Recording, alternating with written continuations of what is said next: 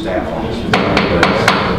Okay, we'll go ahead and call the City Council meeting of September 5th to order, working session. I want to announce at the start of the meeting we'll be going into executive session after the end of this regular meeting pursuant to KRS 61.8101F for discussions which might lead to the appointment of an individual to the office of Bardstown City Police Chief. So, next item on the agenda is the review of our minutes from the August 22nd meeting. Is there any corrections or additions? Not approved by acclamation. All right. Okay, the next item on the agenda is the Bourbon Capital Community Alliance. I know some of you probably have seen some stories in the paper and in the media in the last 2 years. The Alliance is the result of the work of the Bourbon Task Force, which Gary Bishop is here on behalf of the Community Alliance. And Kim Houston also is here, part of the Community Alliance. So Gary's going to take us from some of the findings from the task force efforts and where they are today and where they're going in the future as it relates to the bourbon experience here in Bardstown, Nelson County. Thank you all. I have a pleasure to be talking to you today. As Dick said, I'm going to take you a little bit through the Bourbon Capital Community Alliance, give you some background of what the Alliance is and how it came to be. A little less than 2 years ago, the distillers here in the community came to Dick and Alice Heaton and Kim and a few others and said they were concerned that the community was not maximizing the current interest in the bourbon industry, the tourism in Kentucky. And so they put together a thing called the Bourbon Task Force. And that included about 20 individuals from the community who got together and held some workshops and had discussions and came up with some projects and some things that could help improve this bourbon experience here in the community. From those things, some early things that were done were the hospitality training that took place a little earlier this year. And then, as you'll see, the installation of the Bourbon Capital Compass out in front of the Visitor Center was a major project that we undertook. So basically, out of that task force, what we did is we put together the Bourbon Capital Community Alliance. It's a 501c3 organization. You'll see on the screen here the board of directors, the committees and who the heads of those committees are, and then the advisory committee from the distillers that are listed there, and they are active in providing us input on what they're doing and how they might help us. This next slide shows the mission statement of the Alliance, and I'll let you look at it. Basically, we're there to facilitate, foster, and endow projects and programs. But at the bottom, you'll see that it's not just about the bourbon industry. We also want to make sure that we leverage and focus on the historic significance of this community and how we tell that story about this community. So what is our approach? As a part of our mission statement, we want to look at physically enhancing the community, economically enhancing the community, and then social activities and social enhancement of the community.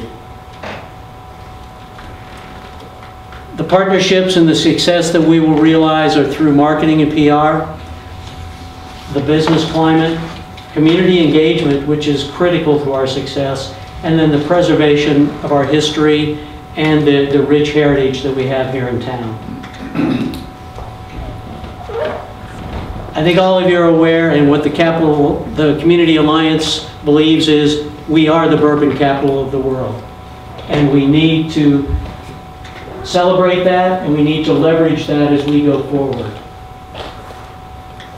These are some of the goals and objectives that were laid down. We want to enhance that bourbon capital experience, but more importantly, we want to exceed visitor expectations with the results listed there. And we want to do a better job of visitor engagement management. We want to better understand who they are. We want to know who they were, what they did, and then we can adjust those offers going forward and the things here in the community.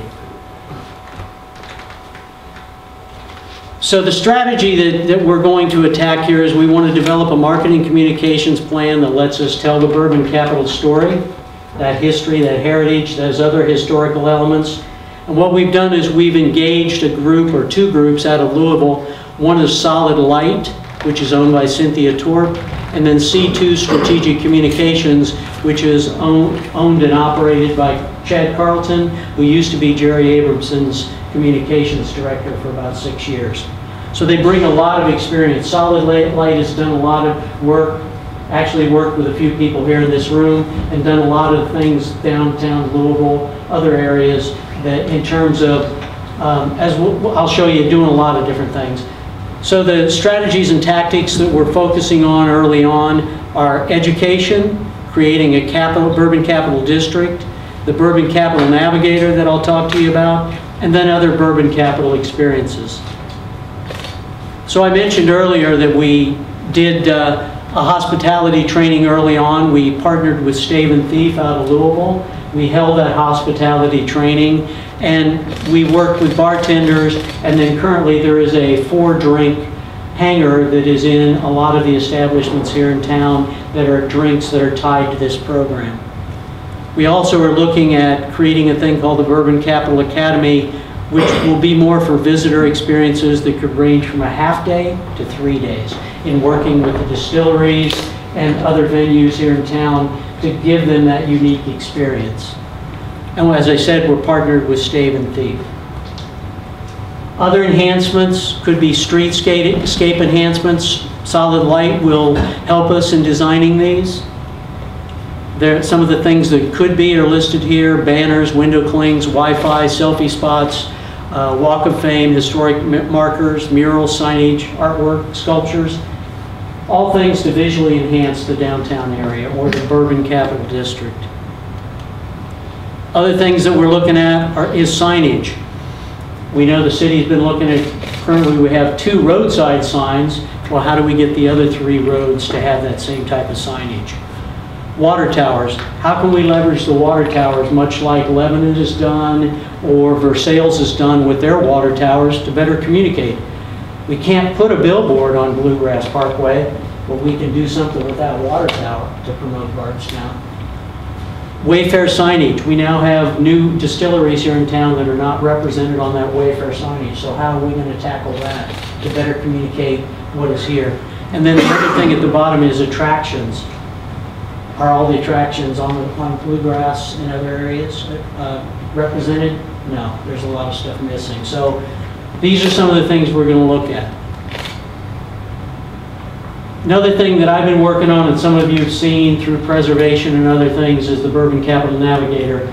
I'm going to show you a quick video here for those of you that have not seen it.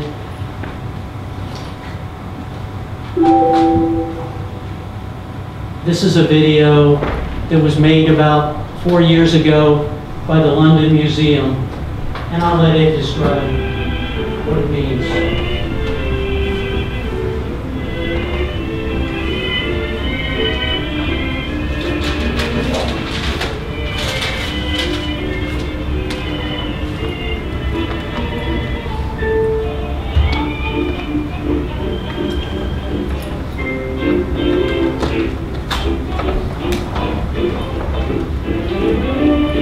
As that note just said, this uses augmented reality.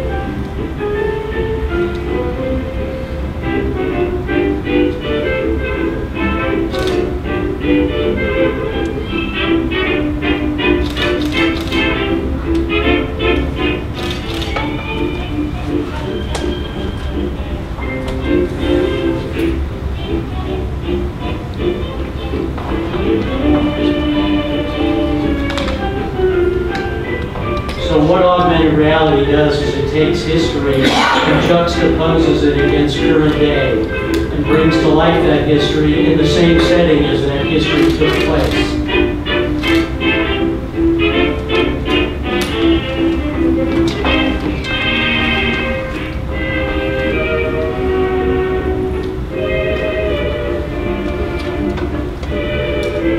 So as you can see, the museum wanted 5,000 downloads, they got 125,000. Visitors to the museum tripled.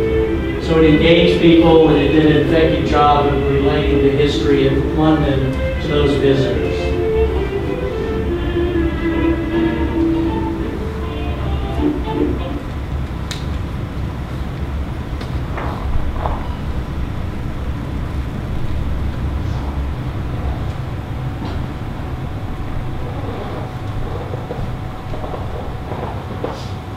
I did this too earlier, excuse me.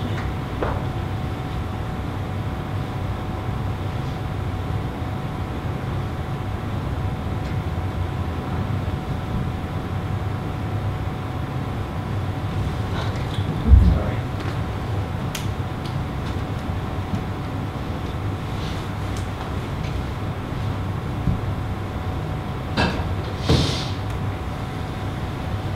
You can't get it done here. The next house, Jeff Hills. Okay. Yeah. I put my, in the home. One of us is on In the there. home. No? Greg set it up. Okay, that's good, that's good. It's good up here. It's good.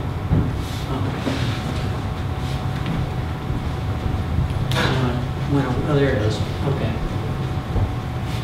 So what we've been working on is a Navigator app to help tell the story of using augmented reality of Bardstown. This slide depicts a little bit of what we've started with mock-ups here. That'll help people navigate historic sites, attractions. It'll talk about retail and dining. It has a way to engage visitors and to not only give them history, but to help them navigate the city, find restaurants, lodging, sites, all sorts of things like that.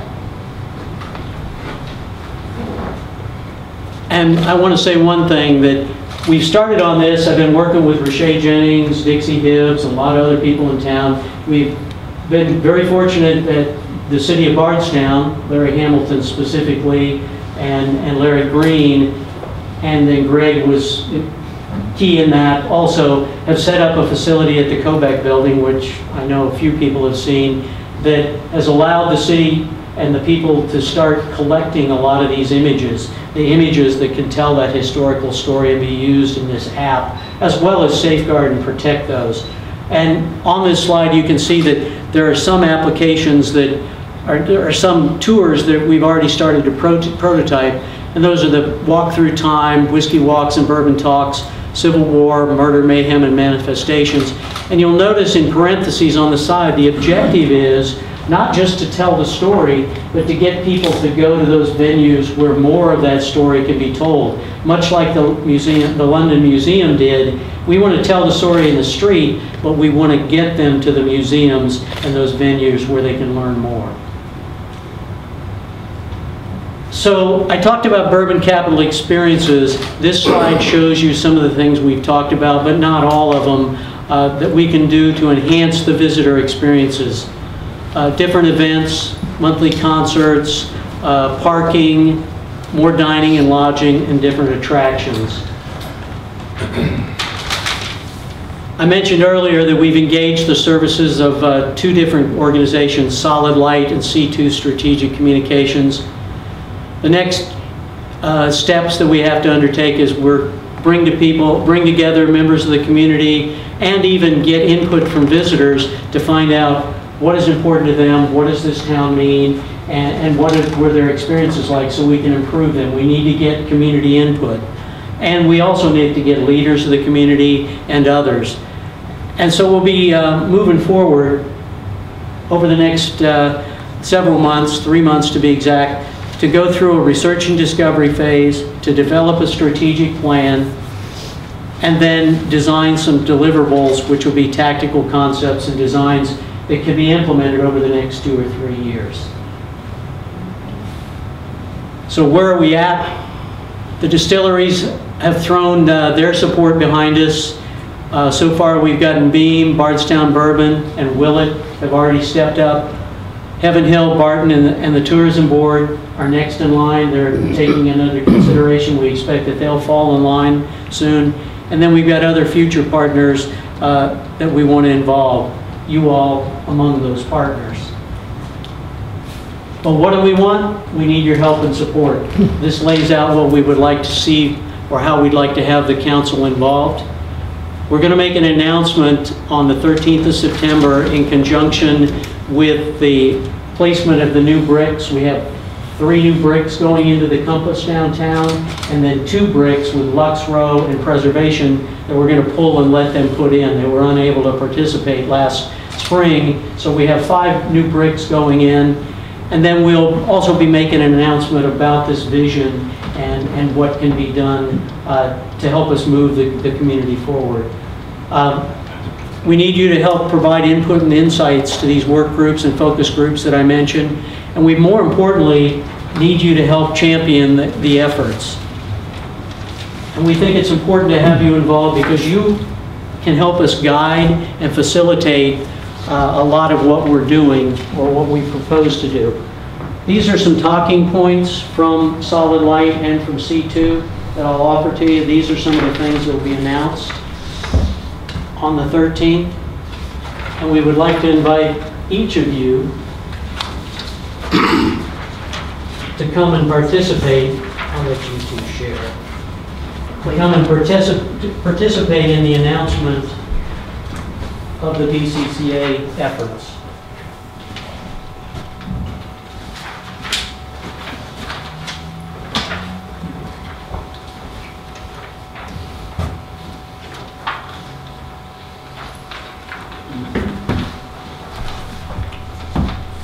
And that's the end of my presentation. Is there any questions? I'm sure there are.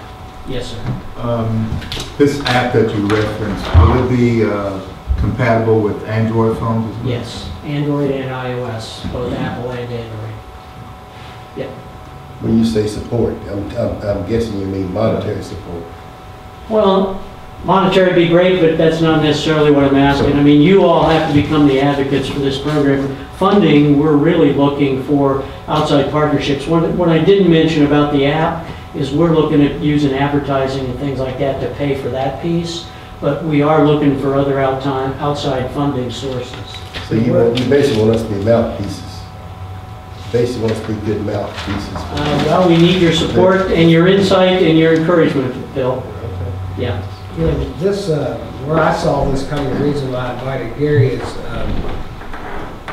is for the city and the county. There is such a trickle-down effect that's going to come from all this. It's not just the bourbon industry, it's the bourbon tourism and hospitality and what the visitors bring, the jobs that are going to be created as a result of all this effort. But it doesn't get done with just a Bourbon Capital Community Alliance and their board. Like in communities like Louisville, it's multi-partners are driving these efforts in Louisville and Lexington. So for us, it's going to take the city council, Nelson Fiscal Court, it's going to take the chamber, tourism, Main Street. All of us should be strategic partners in driving this effort because of what's going to come from this. We're already seeing some of the economic impact, obviously from the distilleries' investments in their growth, but also in their tourism experience and so forth.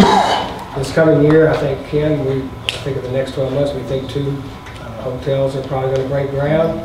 That's going to keep more of these visitors here, create more jobs in the community, both from the construction side of things once they open.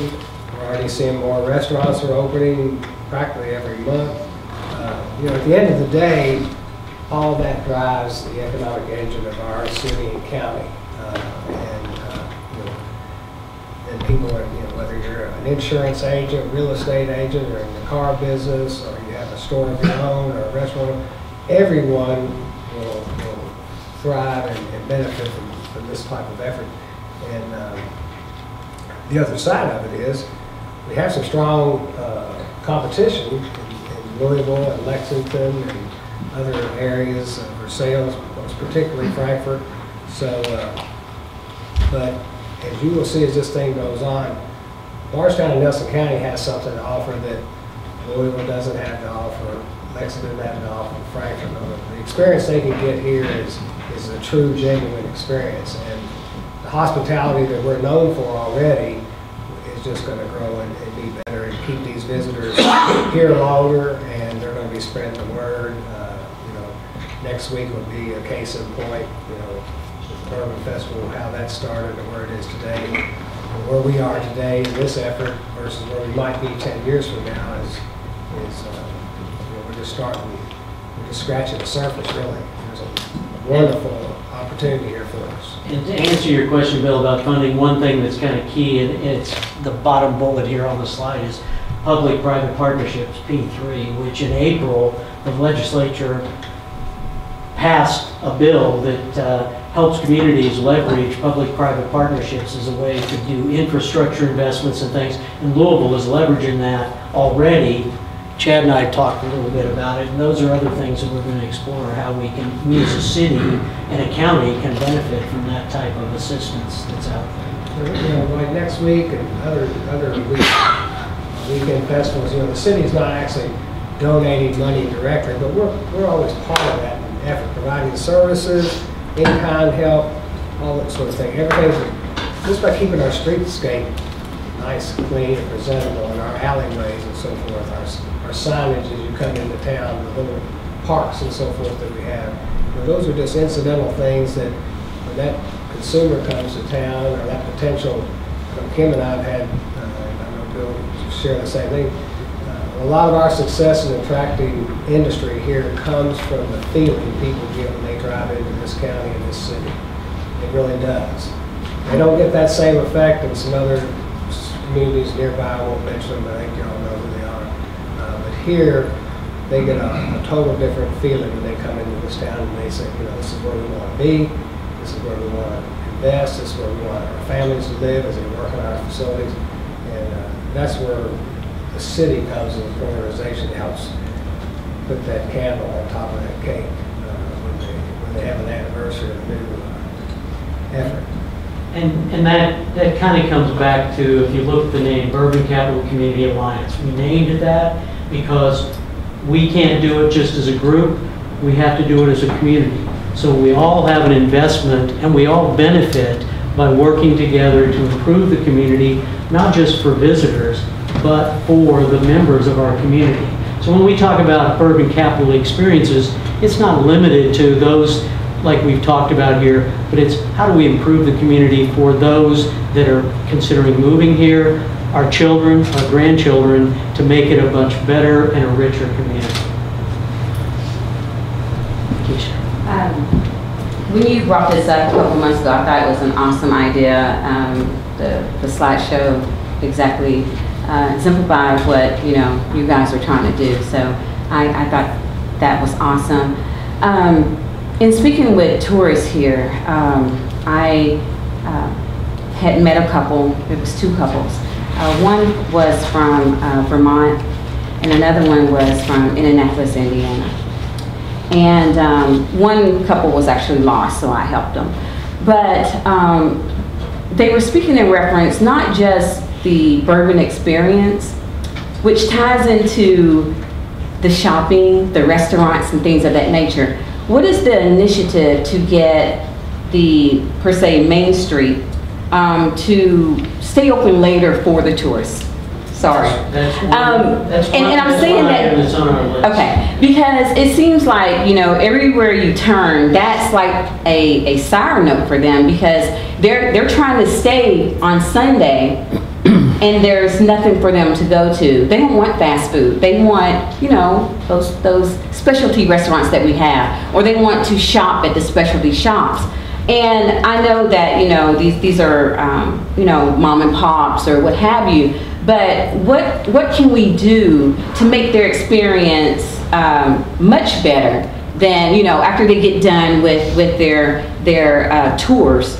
Then they coming back here, they're gonna stay at the hotel, but they want something else to do. They wanna go somewhere and everything's closed at 9 o'clock or everything's closed on Sunday. How are we going to better that going forward? And then another point, with the committees that were set up, are we going to have, say, the hotel industry? Are we going to have a representative from the hotel industry? Are those type of individuals going to be on the committee so that they can have a say-so in the experience for the people that come here and possibly stay? To answer your question, Keisha, those very things have been discussed numerous times in our meetings, in our groups, and it's very much on the top of our mind. So how do we overcome that? To your point, we have to get those people that are responsible for that involved in the conversation and see if we can figure out a way to help overcome those obstacles that they have. I've had the same conversations with tourists that have come to town. So that is very much on our list, and these work groups are not going to be confined to the 20 people. We're broadening this discussion to an even greater audience. And one of the things that we really have grappled with is this hospitality issue. How do we do a better job of engaging those people that provide the hospitality in this community to get them involved in the decision making and understanding the potential to make even greater revenue, and figure out if there's a way that we can help them overcome that. So I mean, it's on our list is my best answer for you right now. That's why we're engaging. The judge and I are actually having meetings with some of these other groups, like tourism, chamber, Louisiana. You don't know yet, but we'll be maybe Friday morning. Judge and I just swapped some dates this afternoon. But we are, we feel like, as the community leaders, these are all strategic partners in this whole effort, and so that message has got to continue to be delivered. And there's some best practices that come from other communities that we have already been researching that have not necessarily, they're not Bourbon communities, but they're other communities the size of Bardstown who have branded themselves in a certain manner and have gone from the sleepy, nice town to a vibrant, bustling community without sacrificing all the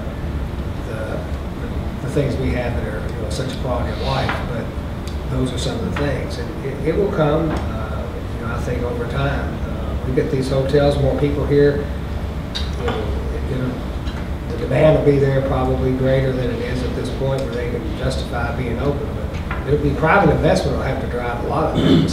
City and county, we can't force them, but all it takes is somebody to start eating a little bit of their lunch, and they'll start wanting their lunch, and they'll start being open. So we are going to be, that's definitely something on our agenda. Gary, Yes. these neat little communities that you go into, I'm just going to throw one out, for example. I went to a place in Toronto, and it was a wine country, but still, it was a small town like ours. And you could tell that the community has bought into all of this. And not only is it a beautiful community, but it is kept so well. And there's not debris, it's beautiful. And there's people that maintain it. They have a lot of pride. You can tell the whole community has so much pride. And there's lots of communities that are like that. Everybody has to buy into this, not just a few. Everybody has to do their part. It might be very minute, but it's still every little bit helps. We know that. There's some communities over in Virginia, for instance, where a lot of people don't know it, but Virginia's become quite the wine country. Outside of D.C. and towards Charlottesville, there's a lot of smaller communities that just this very thing, they're branding themselves for wine like we will be branding ourselves as a stop for the bourbon experience. So, don't reinvent the wheel, but you can get some great ideas from some of their success stories and learn from some of their mistakes as well. The good thing is we've got a group that's out here pushing this initiative. If we didn't, it would still be maybe some of the same old, and everybody waiting for it to happen. But I think now we've got a group that's out here trying to push and make it happen. So it's all good. We've all kind of fed off of the Rick Hill study several years ago. And there's really some good things that came out of that, I think. Especially more people living in the community downtown. So that's a little that feed down thing, where everybody helps each other. But you can tell by more people being there, they're going to restaurants and they're spending money downtown. It does help. And the hotels, I hope so soon. A number of his ideas was incorporated in the streetscape plan that we did back in 2010. So we're working on it. Any other questions? Okay. Thank you, Gary. Thank you all. Appreciate it. I think this is a good segue for our next thing is we'll talk about quality of life and growing industry and being prepared in the future. I've asked Representative Chad Corey to be here and talk about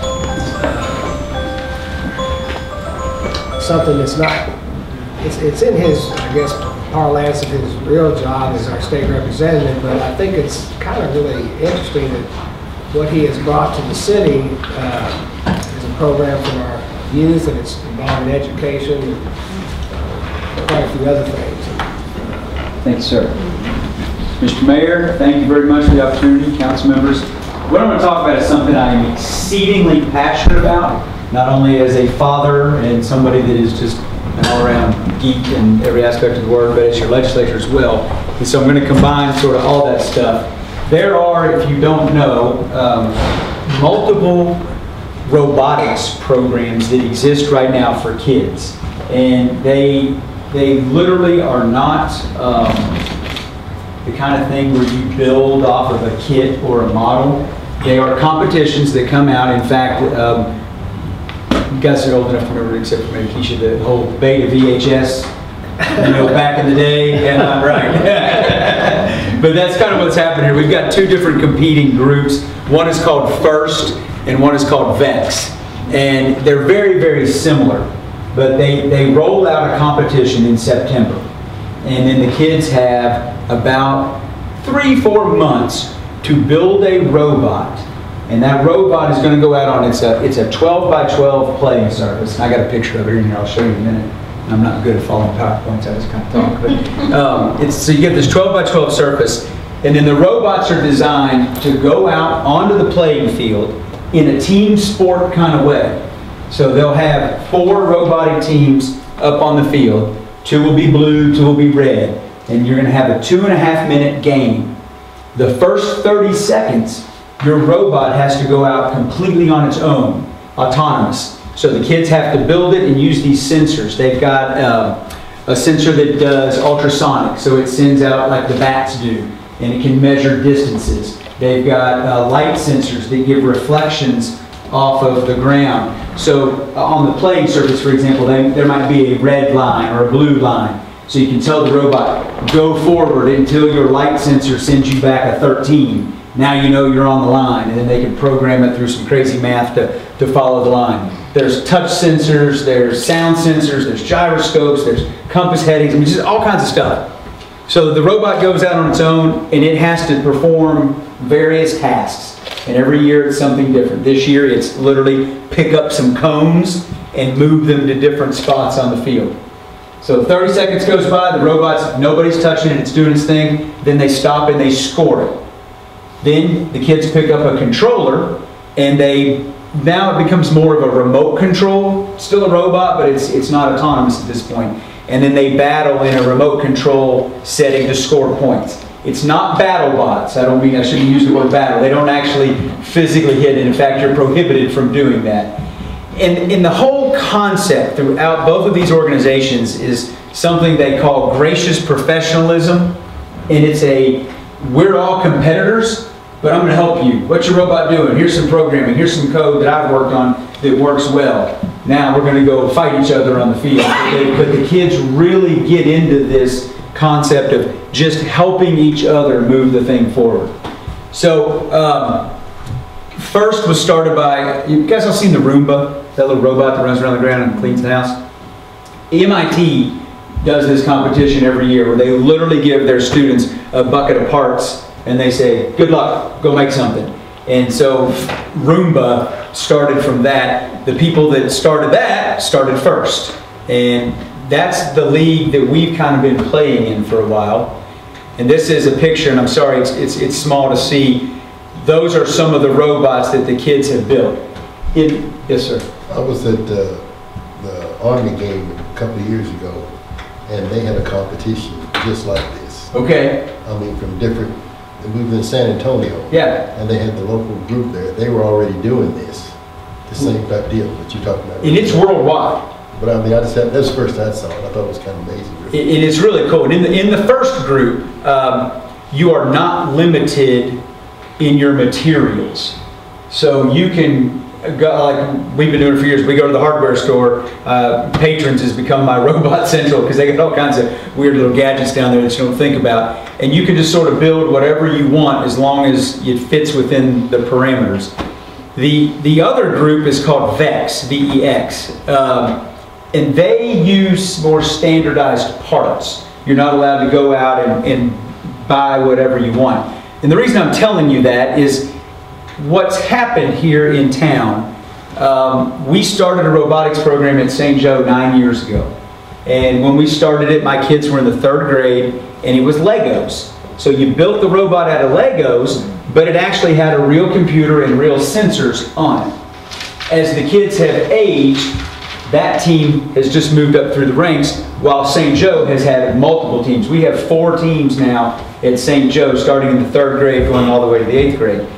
Then when my boys got to Bethlehem, we expanded into the next level up. So it wasn't Legos anymore, it was back to the actual parts. And we've gone to state every year, we've won awards in programming at state. You can go to St. Joe, they got the trophies in the thing. But the problem we're running into is in that first organization, we have a real bad funding problem.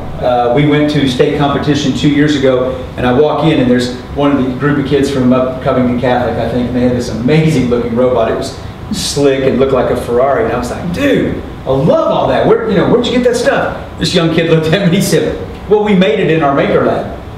I said, what's a Maker Lab?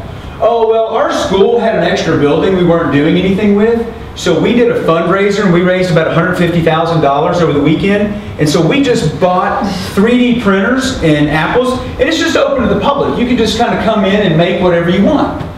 I'm like, oh, our budget was $1,500 and you guys are doing that in a weekend. So what we found in the first league is money really made a difference.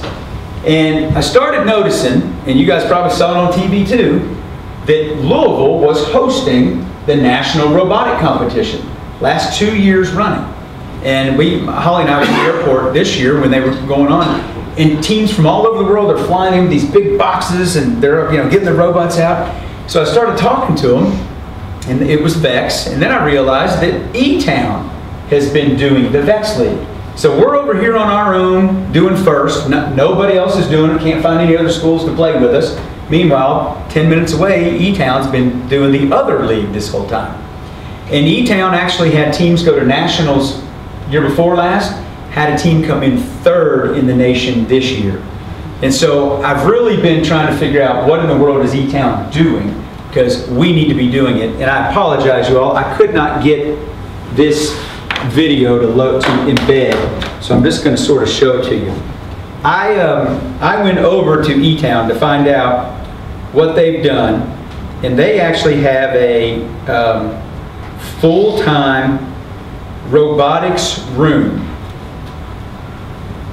I don't know if you guys can kind of see this. This is with my iPad. I'm just sort of scanning around the room.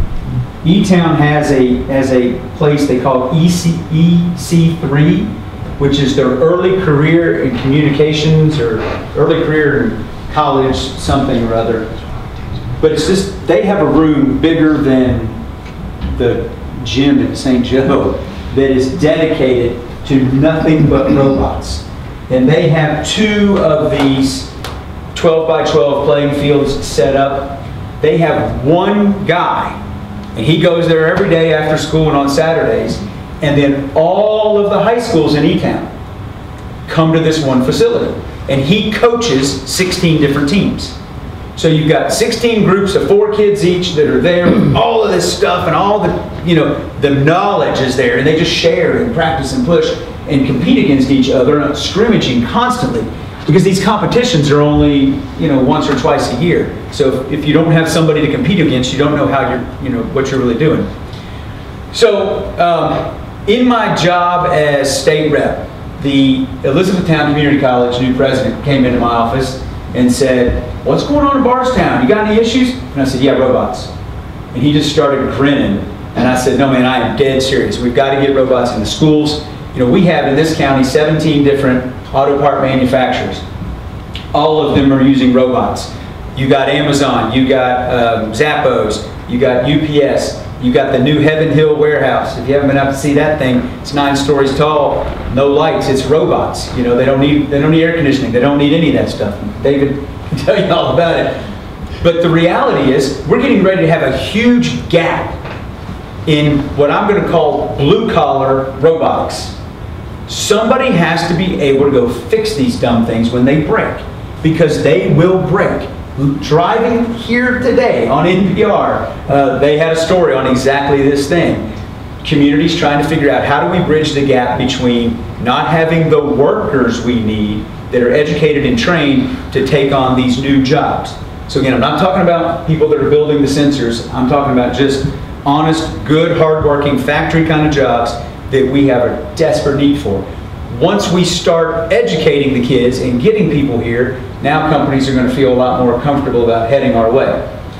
So, back to ECTC real quick.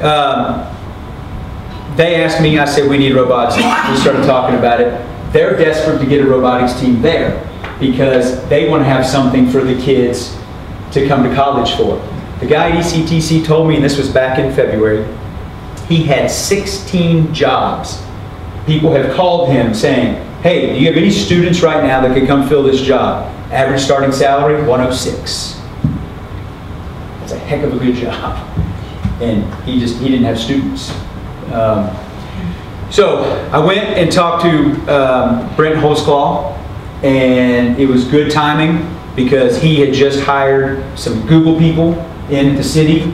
They were fired up about maybe doing something. We talked to Thomas Nelson and Nelson County. They're on board as well. So right now, all 4 high schools have agreed, starting this year, we're going to switch from FIRST to VEX. So we're all going to be brand new. VEX, like I said, has standardized parts. You can't just go and spend a bunch more money and be better. It's kind of an equal playing field. And we're going to collaborate. We're going to come together and pool resources and get as share as we can right now, because what we've been doing for 9 years, we've got a lot of programmers over there who can hopefully get out and teach programming to the new folks that don't know anything about programming. And the ECTC people have told us that they will send some of their college kids over here to help us. So and we also we got some grant money out of Louisville, so that every high school gets to buy 2 robots coming out of the gate. And then the high schools each said we could pitch in 1/4 of the cost of a playing field so that we could get an arena set up. And the Bardstown shop class, I don't know what they technically call it anymore, when I was a kid, it was shop class. Those guys are going to make us a wooden platform to put our platform up on. So what we needed was a central location. And Kim's left, but Kim told me to go hit up the mayor because the Kobeck building is sitting over there with some empty space. And Greg was nice enough to take us over there. And there is the absolute most perfect space in the world for us to do this over there. There was already a computer lab, so it's got tons of internet already coming in it. Right next door to it is a classroom that's huge with whiteboards all the way around the walls, and the only thing separating is a little drywall, which you can kick that down real quick, and now we have a room, and it looks like the vocational schools will help us build some of the tables. So we're not really needing money or funding or anything like that, but what I'm ultimately trying to do, here's the playing field. Got my slides in the wrong order. What I really am trying to do, and I'm going to come back to that, is see if we can't go around to all the businesses, the 17 that I told you that are making stuff here, and say, hey, give us $1,000 bucks. Because if all of them would just give us $1,000 bucks, we could hire somebody to be over there to oversee this thing, like Tuesdays, Wednesdays, and Thursdays after school. We also have a new addition to our town, and some of you may have met before, David Cedra, I get his last name right. David's from California. He worked at Apple, Microsoft, whatever. He's huge into coding. Simultaneously, while I was doing this, he separate was trying to come up with get kids involved in coding. We got hooked up, and the thought now is that we would start some sort of, maybe in conjunction with this, internet coding club. and accessible to all 4 high schools, where David says he looks around our Bardstown websites. He says they're the worst websites he's ever seen in the world. And he wants to go to the businesses and say, look, let us just do it for you. That way my kids get to work on something real. We'll host it. You'll have a great website. And he just wants to teach the programming. So there's an opportunity. I just wanted you guys to be aware that might be something that we throw in on this as well, because we could use the same space. It's all there, and he's very interested. I think that's it. Talking a lot. Chad came to see me. He basically made this same presentation, and which he knew about the Kovac building, and I said, well, you know, that's part of its mission is for education, and I said, now we have the opportunity to help with education of area high schools, but also help with workforce development, which is absolutely, which is a major issue that I mentioned earlier. And you see in the paper today, they're talking about, or yesterday's paper, one of them, about filling jobs, the constant thing. So we've got vacant classrooms at the Kovac building, and Chad and his group it's like the city, I've committed, you know, 2 classrooms to them to use, and they're going to handle, as he just explained, outfitting them, getting them ready for this. It's not only a competitive thing, but it's education and workforce development. And I see no better way to use some of those empty classrooms than for something like this. Unless somebody wants to argue with me on that. I made that commitment to them, and Chad is carrying the ball along with the high schools now are committed. Yeah, everybody's on board. It's getting good momentum. We're at the point we're getting ready to buy all the robots. I know 3 of the schools have already gotten their grant money and or have ordered them and stuff. I'm the one that's kind of been behind the curve getting my team ready. The thing you've had since you and I talked. Yeah. Because this thing's just getting dragged all the time as it goes forward. It always gets bigger and better. And it's just one of those things that I think is we get the business folks to say to themselves, hey, wait a minute, this is good for all of us here, and it's not much money if all of them pitch in. Now we're back to what Gary was talking about with the P3 stuff, you know, the city letting us use the space. We get all the kids from all the high schools involved, get the businesses to throw in. You know, there's a real opportunity here. And we're located well for it too, which I think really helps. Chad, you mentioned the businesses that utilize that type of technology currently. Have you approached them in this manner, and as far as maybe partnering with them that would directly use someone that knows how to program, knows how to code, knows how to repair that type of equipment? David, I haven't gotten there yet. Okay. That's my hope. Somebody suggested to me to maybe get with, at the state level, the State Chamber of Commerce, because they're going to have all those member groups anyhow, and they might be at that level. But yeah, I'm just thinking about somebody that directly could absolutely use that, you know, right on a day-to-day basis, because you mentioned a couple of businesses in town that utilize that technology now. You know, where someone that's in a bakery, they're going to go, why do I need to invest in that type of technology? You know, maybe they would. But someone such as a Heaven Hill, or, you know, the automotive industries that we have moving in all I think the time. it's a great idea. That they would have a direct interest. Yep. And it's not much money for them. Yeah, I talked to the principal out at the area technical college, and they don't have anything like what you're talking about here either. And so it's a good idea. Cool. It's awesome robots. I meant to bring the robot today, and my kids bring it, but I couldn't get a hold of them at the time. I mean, when you see, they program it, they can do it with one of the sensors to just follow you. And so then it's like a puppy. Like you literally walk around, it stops, you know, then you can run at it, it runs backwards. I mean, it's just amazing what they do in 2 seconds. Well, I think it's a great collaboration of, especially with school systems, because all school systems get to participate. And we all know that, you know, we want companies to come here, but the truth of the matter is that the workforce just isn't ready. We're just not ready. And, you know, we scramble to get people into restaurants to work. Let's known get them into the factories to work. Half the time they can't even pass the drug test.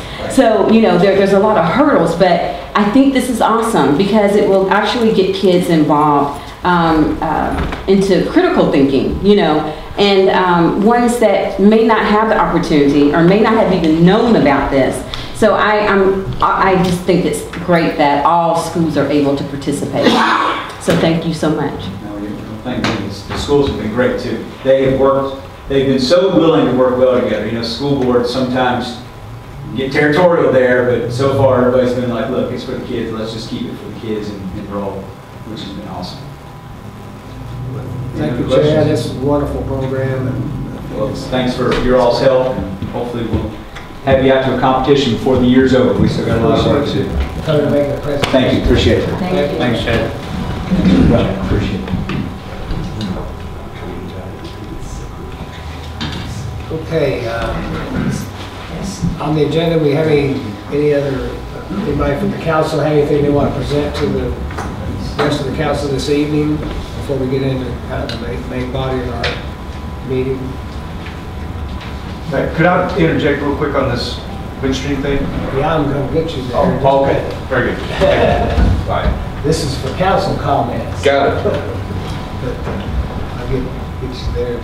But if there isn't any, I was going to call on Jeff to, it wasn't on the agenda, we just didn't get in there in time. It is a pretty important thing, again, tying into industry and support of a large employer here in the community. So Jeff, you would go ahead and talk about the Windstream agreement in Heaven Hill. Appreciate it. Part of my enthusiasm there, kind of jump ahead.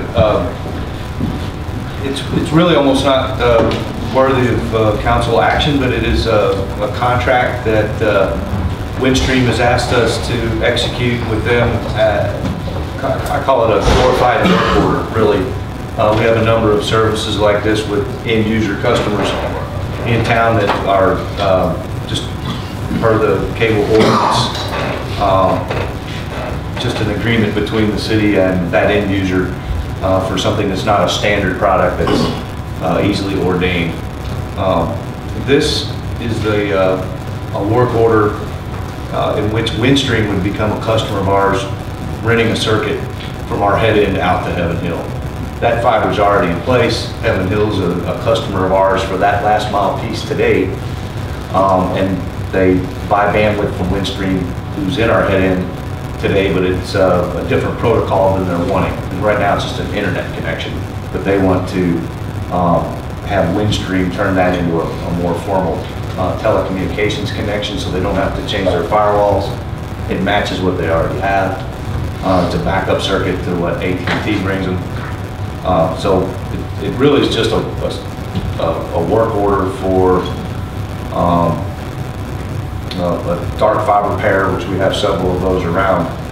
It just happens to be this customer, in this case, would be Windstream, and then Windstream, or Heaven Hill would be an end-to-end customer of Windstream at that point. So it's a single agreement for a single service to a single point. It doesn't bind us to anything else with Windstream. But it requires a mayor's signature. That's why we bring it to you. And then from a revenue standpoint, it's the same. It's actually a little more. So Does it have time limits? I mean, is it a contract? it's a 3-year term 3-year. with a monthly auto renewal unless either party gives notice. So I don't almost bother y'all with it, but it requires a mayor's signature. So typically we bring those to you guys for approving him to authorize that or execute that. Authorizing him to execute that. Yeah, it's on ordinance that these higher speed type things are done by contract.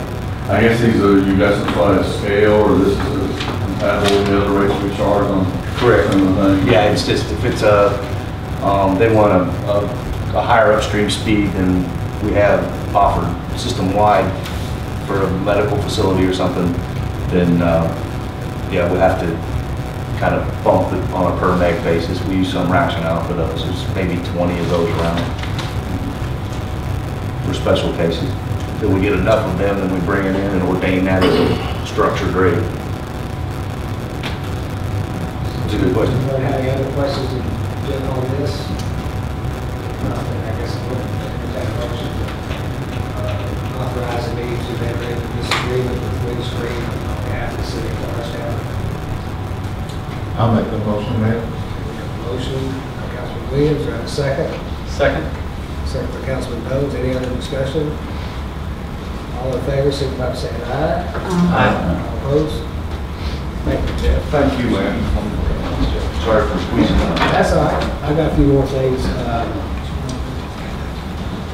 Would like to report that I met last week with representatives from Lincoln Trail Area Development, and we talked about some of the projects that are capital projects that are in our budget for the coming year, and just feeling them out on where some possible grant money and so forth might be. So there is one grant application that we'll probably send to them once we have the project designed. It's can't obviously apply for any grants until the project is fully designed and so forth. It has to do with the city community park that we budgeted with ADA, accessibility, restrooms, and so forth. I took them out there and showed it to them, and they felt like that was a good fit for some of the grants that they have available. And then we also talked about our sewer project.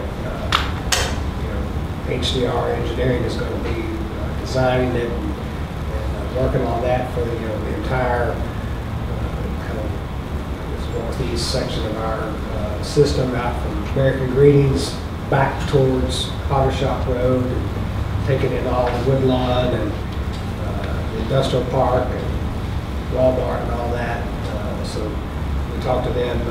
They could help facilitate some possible funding sources for that once we know the scope of that project. So they said that fits very well with some of their funding options that they have. And we may find a better rate if we decide to, based on what the scope is, we may decide to bond it or do a low interest rate loan as opposed to spending reserves on that. So that's another possibility that came from that meeting.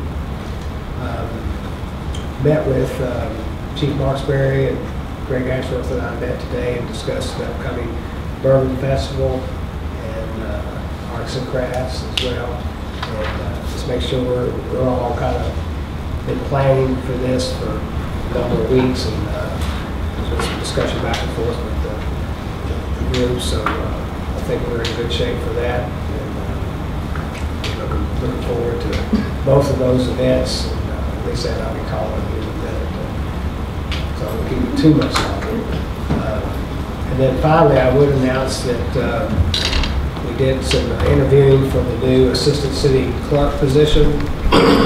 Had the applications come in and interviewed, and we made an offer to a young lady to come on board. Her name is Jennifer Egelman. She brings 17 years of government administration and accounting background to the job, so we think she's going to be a great fit. She'll be starting September, is it right? Egelmeyer, sorry. Egelmeyer. September 28th, or excuse me, September 18th will be her starting day, so we look forward to having her join our organization. Need some help in that area. A little bit. Yeah, just a little bit. So, we had some good applicants, and we think this is a good fit for us. She's local and has a lot of government experience, so 17 years, and nobody else came close to that. So, and then I think that's all I've got on the mayor's comments. I would like to move forward and maybe move the unless anybody else has any questions on those things. I would like to kind of move a little to D under administration of the arts and crafts and antiques fair street closures, and Santa, if you would, Santa Bird, who heads the Main Street operation, is with us. If you'd like to maybe just walk us through, I think we do this. It's similar, but there is a couple of changes this year that I wish you would kind of go over. Yes. Thank you all for the opportunity to speak. It's very similar to the years past. The only addition that we'll be asking is actually moving the food court area. Last year it was occupying the City Hall parking lot. But unfortunately, if we were to plug in one more food vendor, things could go south pretty quickly. So we would like to have the opportunity to move the food area back to where Bourbon Festival has it located, and then occupy kind of like Xavier Drive parking lot right next to City Hall all the way up to the rec parking lot. We like to have additional seating.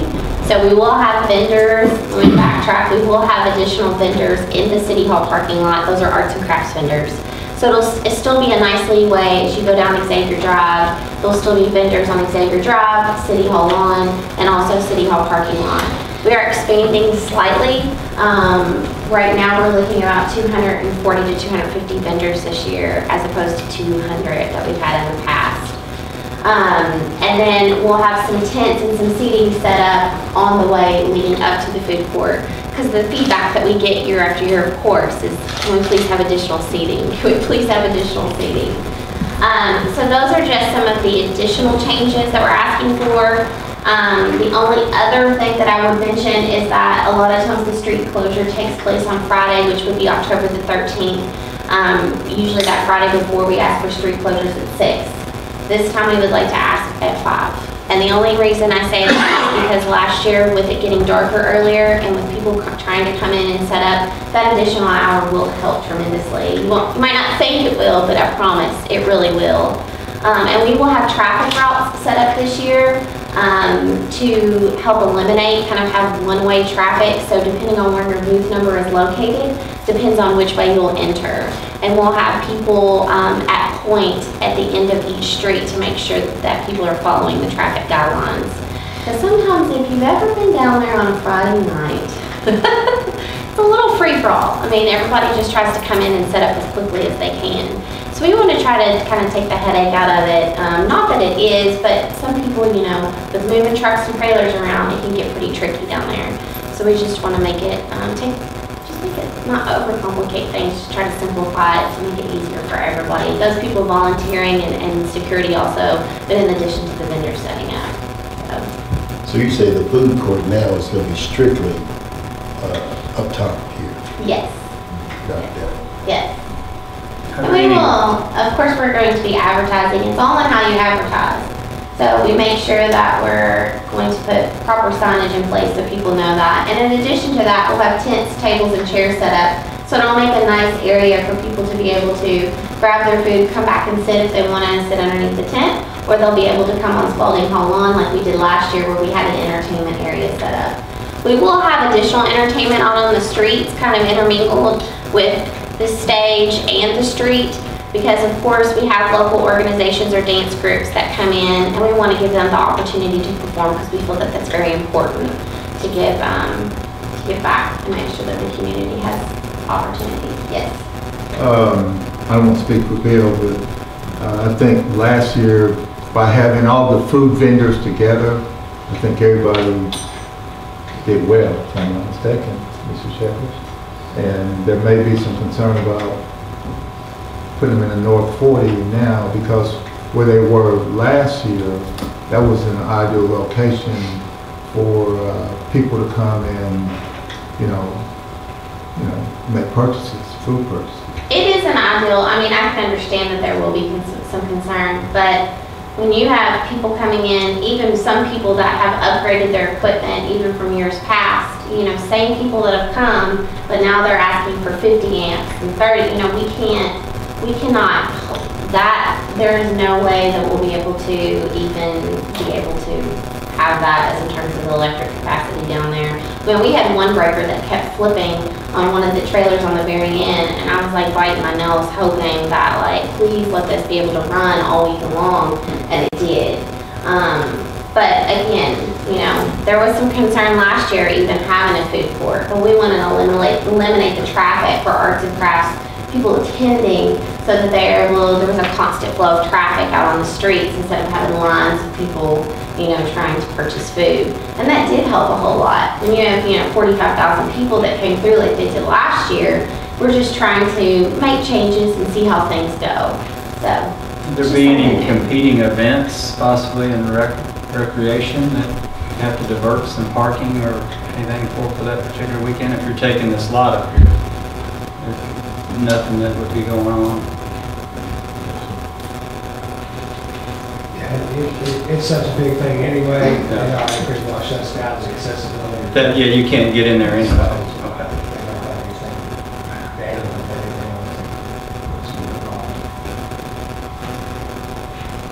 But that's really, I mean, everything else will remain the same. I'm not asking for any additional changes. Though we'll have more portable toilets and those other things that you all probably don't need to know. But nothing else as in terms of street closures, everything else will remain the same.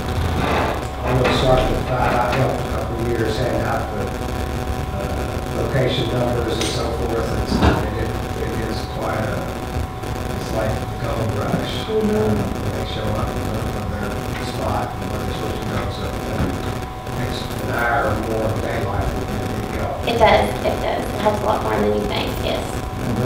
You weren't implying that there needed to be a police presence when these people come, or you said that everybody is scrambling to get in their spot? We have volunteers, and then we also have, we work really closely with Jerry Hahn as well too. He has overnight, they have gators that roam the streets constantly back and forth to help get people through. But yes, we will have other communications, you know, in terms of with cities as well. Any other questions for Ms. Allen? Okay, then I'd like to have a motion then to approve the street closings as presented in the letter and in our presentation and the changes for this year. So moved. Have a motion by Councilman Kelly, a second by Councilman Buckman. Any other discussion? All in favor, signify by saying aye. Aye. Opposed? Motion carried then. Thank you, Ms. Thank Allen. you. Good luck. I appreciate it. Thank you all. Another successful event. All right, then we'll go back up. Jessica, you've got a water main extension to Nazareth. Present to us. Yes, the Sisters of Charity at Nazareth are looking to improve their fire flows to their campus. They have kind of an aging infrastructure at their campus there at Nazareth and are looking to get more water. So they have proposed a line extension that I'm in the process of approving, and provided the council agrees with the project, they'll submit a plan to the Division of Water that will extend a 12-inch water main from the end of the existing 16 at the end of Wilson Industrial Park that will then come across and go along Old Nazareth Road, cross Old Nazareth Road, and go in up near the back entrance to their existing water tower. So it's not a crazy long distance, but it gives them ability to increase those fire flows. It does entail a road bore under Nazareth Road and a boring of R.J. Corman Railroad crossing.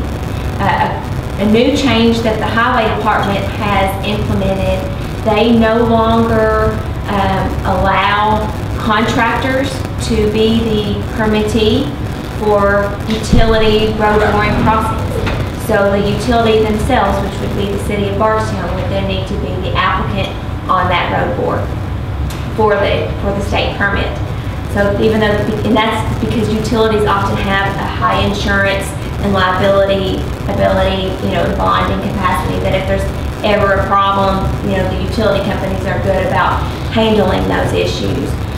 What that now does is that we'll likely need to require a bond by either the Sisters of Charity or their contractor that they've chosen to do that construction work, and have that bond payable to the city of Bardstown to just back us up in case there's some performance issues, like the bore machine gets caught up in the road and they have to open cut and make a repair, that does not fall back on the city of Bardstown, since we are not actually writing their check, and have anything, any payment to withhold from them.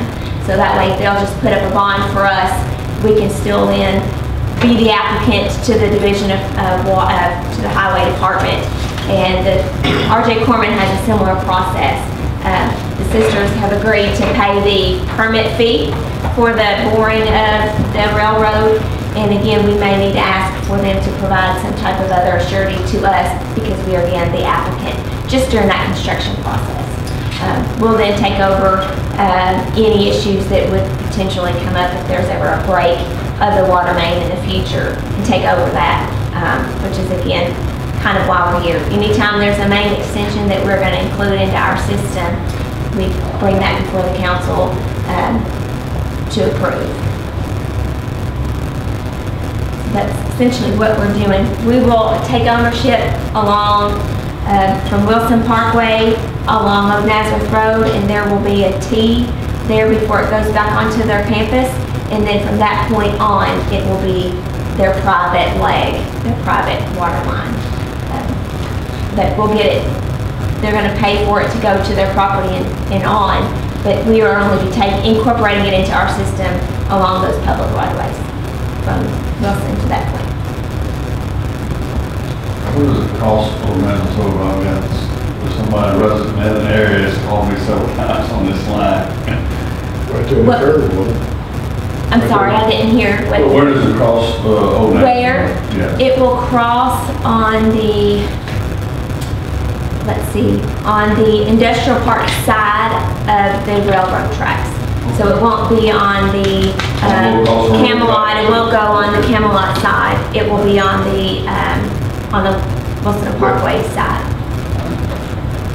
And then it will cross the road there and then run on Nazareth property. Once it makes that bore and goes under the railroad, it will be along the next Sisters of Charity property. And they'll be dedicated easement there. I get the way I understand, it's no expensive city other than.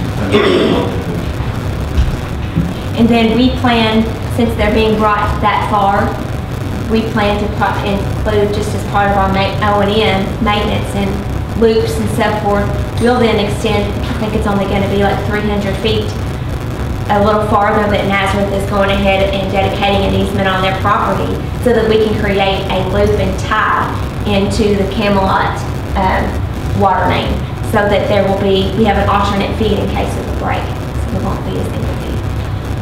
Try to improve serviceability. Any other questions of Jessica? Have a motion then to accept this new water main extension into the city of Bardstown's services from Nazareth. So moved. A motion by Councilman Doge, and a second. Second. Second by Councilman Shekels. Any other discussion? All in favor say aye. Aye. Opposed? Motion carried. Thank you, Jessica. Okay, the next item is Kentucky Bourbon Festival. This is similar to what we just did. Arts and Crafts Festival. They're asking again for the closures, 5th Street, Flagey, and then Xavier Drive and so forth. These are identical to last year, so there's no changes. That's why Jill is not here this evening. Note down there about the problems with the school because of it's an in-service day for St. Joseph, so it'll be less impact on them.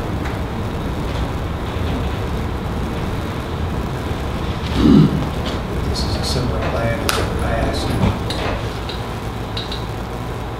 I move that we approve the Kentucky Bourbon Festival street closures and lawn layout estimate. I'll second. A motion and a second. Any other discussion? All in favor, signify by saying aye. Aye. Opposed? Motion's carried. Thank you. And Rotary has sent a letter. They have their annual Kids Day, and this year it's scheduled for the 28th. They're on our permission to host it on the city grounds, September 28, 2017. This is an ongoing event for the last several years. It's well attended and certainly a nice thing for the young kids here in town to take part in. I don't know, disclose I am a member of Rotary, but I have no financial interest in this project or anything, so I don't think it's going to require me to recuse, but I just want to make that statement. It's been ongoing for many years. Any questions on this? I do, Judge, Mayor. Do they carry like their own insurance, John? Yes. Anything like that? Mhm. So any accidents, their liability goes to them and not the city? As I understand it, we've had insurance discussion in the past about that we were covering everything. Now, I haven't had any recent discussions about this particular day and project and everything, but they generally have liability for, you know, like the Bourbon Booth, the Spirits Gardens and things like that. It's through the, I think it's through the national organization. Jim Hagan's a member and he makes sure our insurance is in order. We can make that a part of the motion if you'd like to, you know, subject to them supplying the city with proof of insurance. And also the city is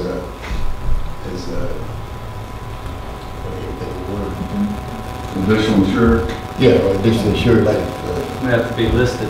yeah, they have to, this, it's like we can, this is the city's, additional insured. Very good. Mayor, I do collect insurance certificates from the Rotary Club, from the Bourbon Festival on the Craft Fair, as well as the Buttermilk Festival too, and they have to list the city as additional insured. Oh, and that's already been done in the past, so. Just directed at you. You should have spoke up, man. I was trying to, but Councilman Shepard. Let's get everything. And that question, so, I'd like to have a motion then to approve the Rotary utilizing the city's grounds for their annual Kids Day on September 28th, 2017. So, a motion, is that Joe? You have a second? Second. Second by Councilman Bowes. Any other discussion? All in favor say aye. Aye. All opposed? Okay, motion carried. Thank you. Okay.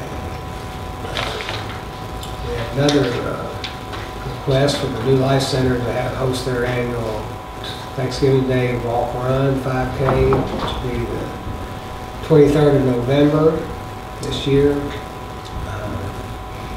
We'll start up here at Bardstown High School, and then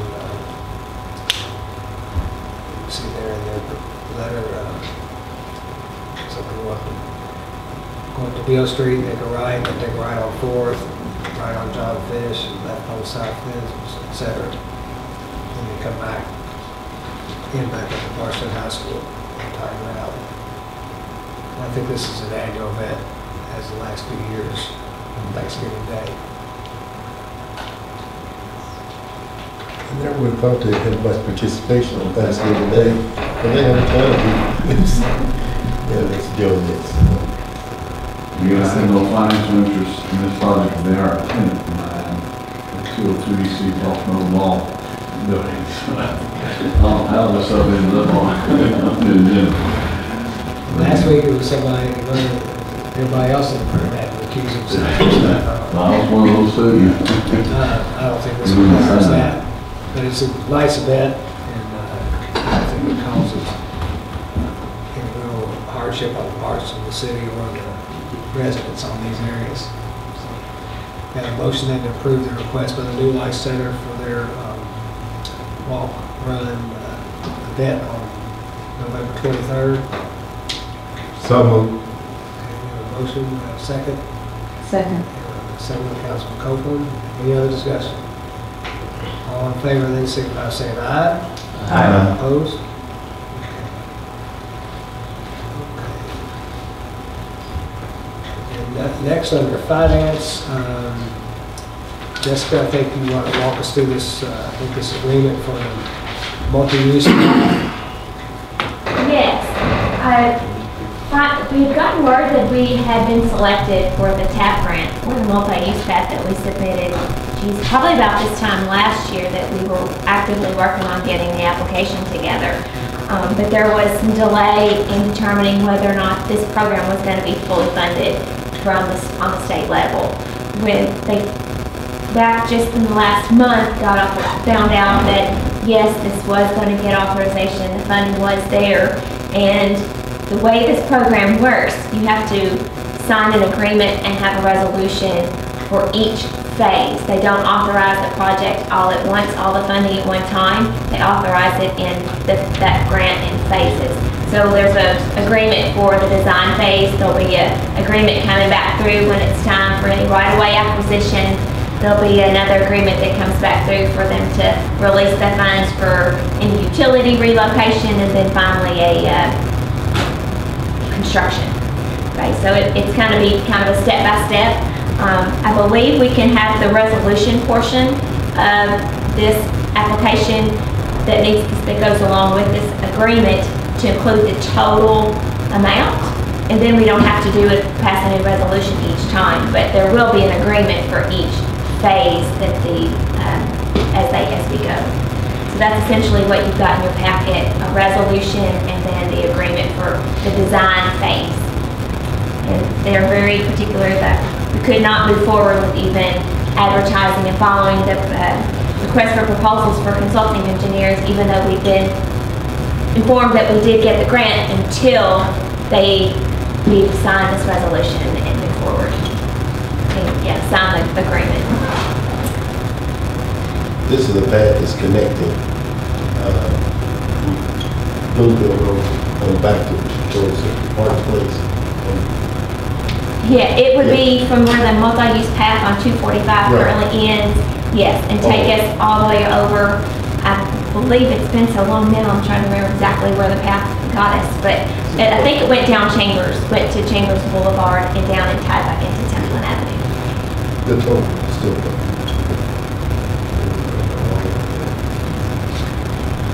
Okay, so you need a motion then to approve the agreement as well as a resolution related to this agreement for this multi-purpose extension. A motion for the council to authorize you to sign the agreement to pass the resolution. Thank you. Do we have such a motion then? Mayor, I would like to make a motion to authorize you to sign the agreement for the multi-use path. And the resolution? And also the resolution for the total project cost, I guess.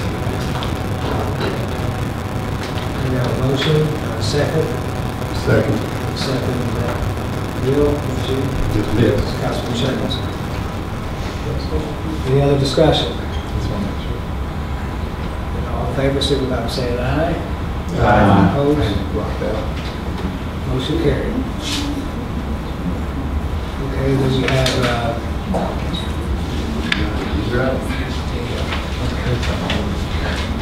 next item is our agreement with HDR Engineering for the Round Creek truck sewer and water shop, force main improvement, etc., pump station.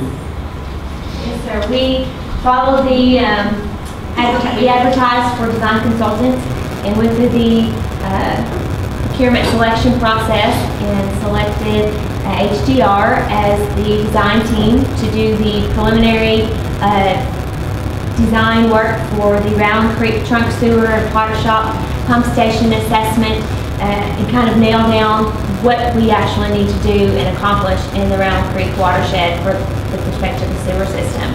And this initial agreement is for that preliminary engineering report study, basically, to kind of line down or identify exactly and make recommendations for what we need to do, in which phase we need to come first. We anticipate there's going to need to be work at the pump station. There needs to be upgrades along the trunk line, and this study will also help us determine how far, at what point we should stop, and how large to make that main. We already know that we need to upgrade. There's a leg from the trunk that goes from the Nelson County Industrial Park over to the Rowan Creek line, and right now it goes from a 12, and the industrial park flows downstream into a portion of 8 before it then goes back into the 12-inch trunk. So we know that needs to be improved, but this scope will identify all of those things, as well as make sure that once we get it to the plant, any additional growth that we can handle it at the treatment facility, at the treatment plant as well. Jessica and myself and maybe 3 or 4 We had 3. 3 firms. We've had experience, I think, with HDR here and some other projects, I believe, in the past. Yes, HDR was the consultant that did the Potter Shop force main that went through the Milcadini Home Golf Course from the pump station over to the new trunk line. They also designed the force main where we received the waste stream from Bloomfield that went along Bloomfield Road and then entered into the sewer system back behind Newcomb Oil, kind of in that drain basin. So they did that project in 2000, I believe that was in 2011 or 12 it started. Probably finished in 13, yes. So they already had some experience and knew that waste shed pretty well from having done some of that study back at that time. Felt they would be able to do a good job with this particular scope. So we have problems now that require this, tells us we need to do this? Yes, we do. We submit a wet weather report each year to the state, and one of our most reoccurring wet weather overflows occurs at the Potter Shop pump station. And in the previous years, you know, it's not been really bad. You know, it's typical. There's been up years and down years, but looking at the growth that's occurring in that waste shed, I feel like now is the time to make those improvements and make sure that our infrastructure can handle the growth that is already underway and what future growth development we might have in that watershed. Okay. Any other questions for Jessica? I think this would need a motion to authorize me to exercise this agreement with HDR Engineering for this Brown Creek and the Potter Shop pump station improvements. Well, maybe in order, Mayor, I'd like you to authorize you to enter the contract with HDR for the short-term agreement for this Brown Creek and Potter Shop pump station improvements. Okay. Motion, and a second. Councilman Butler. Any other discussion? All in favor, signify by saying aye. Aye. Opposed? Motion's carried. Okay.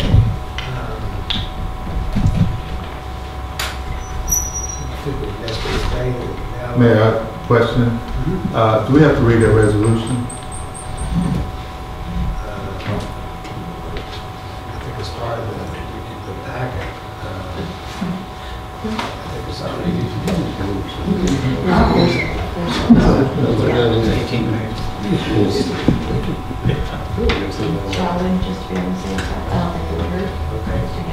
I'll go ahead. You're referring to Resolution R 2017-06. I am. I hate to add to the length of the meeting, but I didn't want to miss something. Okay. I appreciate that. Very Rowley, then I'll go ahead and read it. Right, R 2017-06 resolution, whereas the Federal Highway Administration through the Commonwealth of Kentucky Transportation Cabinet has approved $80,000 in federal funding for the John Rowan Boulevard and Connection Multi-Use Path. And whereas this approved amount will be authorized in phases as federal requirements are met for the project, and whereas the City of Bardstown has agreed to provide a minimum of 20% matching funds and to accept responsibility for all administration, staffing, maintenance, and operation costs for the project as identified in the agreement. And whereas the City of Bardstown recognizes that federal aid projects are to serve a public purpose and benefit. Now therefore be it resolved that the City Council of the City of Bardstown does hereby authorize Mayor J. Richard Heaton to sign the above mentioned agreement as well as any other necessary documents relating to this project, adopted on September 5th, 2017. This was a resolution that was part of the motion and vote for the multi-use path. If we want to pass this resolution once, we could change the dollar amount instead of to phase 1 of the $80,000. We could amend it to be the $552,000 for the full project amount. And that way we would only have one resolution, if we'd like to amend that. Okay, well, we've read the resolution. We want to amend our vote initially per the recommendation from city engineer Jessica. So you want to restate that one more time?